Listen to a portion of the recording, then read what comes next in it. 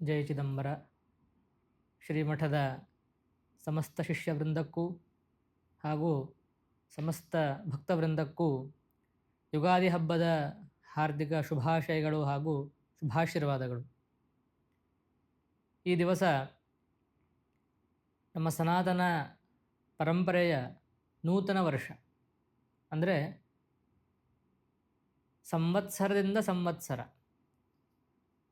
ಇದು ನಮ್ಮ ಸನಾತನ ಪರಂಪರೆಯ ಕಾಲಮಾನ. ಸಮಸ್ತ ಸನಾತನ ಧರ್ಮ ಅನುಯಾಯಿಗಳಿಗೆ ಹೊಸ ವರ್ಷ ಇದು. ಈ ದಿವಸ ಈ ದಿವಸವನ್ನು ಯುಗಾದಿ ಹಬ್ಬ ಅಂತ ಕರೀತಾರೆ. ಈ ಶಬ್ದದ ಅರ್ಥ ಏನು, ಯುಗಾದಿ ಹಬ್ಬದ ಮಹತ್ವ ಏನು ಅಂತ ಕೇಳಿದರೆ, ಈ ಶಬ್ದವೇ ಹೇಳುವ ಹಾಗೆ ಯುಗಾದಿ ಎನ್ನುವಂಥ ಈ ಶಬ್ದ ನಮಗೇನು ಸೂಚಿಸ್ಲಿಕ್ಕತ್ತದ ಅಂತಂದರೆ, ಪೌರಾಣಿಕವಾದ ಹಿನ್ನೆಲೆಯ ಪ್ರಕಾರವಾಗಿ ಬ್ರಹ್ಮದೇವರು ಈ ಸೃಷ್ಟಿಯನ್ನು ಪ್ರಾರಂಭಿಸಿದಂತಹ ದಿವಸ, ಅಂದರೆ ಯುಗದ ಪ್ರಾರಂಭ.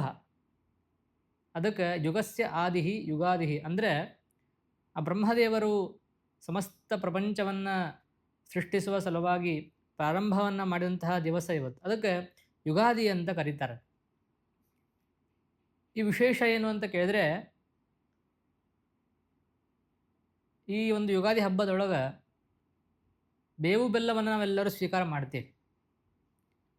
ಏನು ಇದರ ಮಹತ್ವ ಅಂತ ಕೇಳಿದರೆ,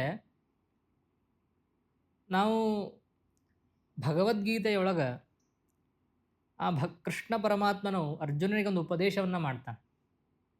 ಏನು ಅಂತ ಕೇಳಿದರೆ, ಸುಖ ದುಃಖ ಸಮೀಕೃತ್ವ ಲಾಭಾಲಾಭೌ ಜಯಾಜಯೌ. ಅಂದರೆ, ಹೇ ಪಾರ್ಥ, ಸುಖ ದುಃಖಗಳನ್ನು, ಲಾಭ ಅಲಾಭಗಳನ್ನು, ಜಯ ಅಜಯವನ್ನು, ಅಂದರೆ ಇವೆಲ್ಲವನ್ನೂ ಕೂಡ ಸಮನಾಗಿ ಸ್ವೀಕಾರವನ್ನು ಮಾಡಿ ಯುದ್ಧವನ್ನು ಮಾಡು ಅಂತ ಹೇಳಿ ಭಗವದ್ಗೀತೆಯಲ್ಲಿ ಕೃಷ್ಣ ಪರಮಾತ್ಮನು ಅರ್ಜುನಿಗೆ ಉಪದೇಶವನ್ನು ಮಾಡ್ತಾರೆ. ಅಂದರೆ ಅದೇ ಒಂದು ಅರ್ಥವನ್ನು ಕೊಡುವಂತಹ ಒಂದು ದಿವಸ ಇವತ್ತು. ಈ ದಿವಸ ವಿಶೇಷವಾಗಿ ನಾವು ಬೇವು ಬೆಲ್ಲವನ್ನು ಸ್ವೀಕಾರ ಮಾಡ್ತೇವೆ. ಅಂದರೆ ಬೇವು ಅಂದರೆ ಕಹಿ.